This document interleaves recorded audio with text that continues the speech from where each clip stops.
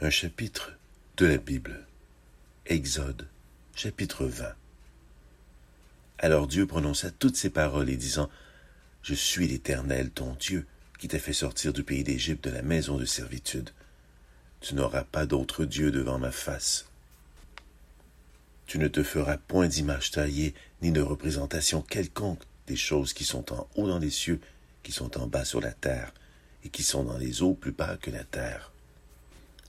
Tu ne te prosterneras point devant elles, et tu ne les serviras point, car moi, l'Éternel ton Dieu, je suis un Dieu jaloux, qui punit l'iniquité des pères sur les enfants, jusqu'à la 3e et à la 4e génération de ceux qui me haïssent, et qui fait miséricorde jusqu'à 1000 générations à ceux qui m'aiment et qui gardent mes commandements. Tu ne prendras point le nom de l'Éternel ton Dieu en vain, car l'Éternel ne laissera point impuni celui qui prendra son nom en vain.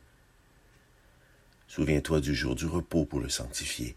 Tu travailleras 6 jours et tu feras tout ton ouvrage. Mais le 7e jour est le jour du repos de l'Éternel ton Dieu. Tu ne feras aucun ouvrage, ni toi, ni ton fils, ni ta fille, ni ton serviteur, ni ta servante, ni ton bétail, ni l'étranger qui est dans tes portes. Car en 6 jours l'Éternel a fait les cieux, la terre et la mer, et tout ce qui est contenu. Et il s'est reposé le 7e jour. C'est pourquoi l'Éternel a béni le jour du repos et l'a sanctifié. Honore ton père et ta mère, afin que tes jours se prolongent dans le pays que l'Éternel ton Dieu te donne.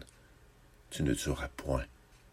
Tu ne commettras point d'adultère, tu ne déroberas point, tu ne porteras point de faux témoignages contre ton prochain.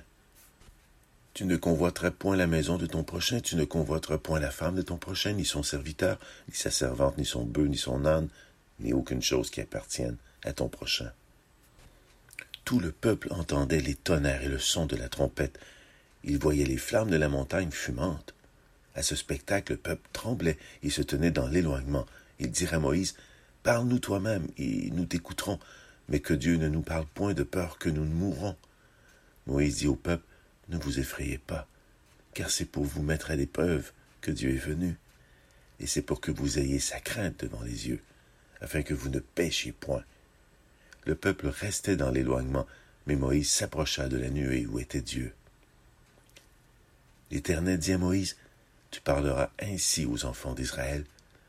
Vous avez vu que je vous ai parlé depuis les cieux.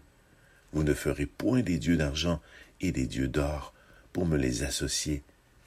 Vous n'en ferez point.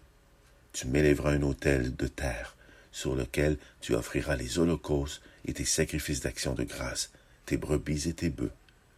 Partout où je rappellerai mon nom, je viendrai à toi et je te bénirai.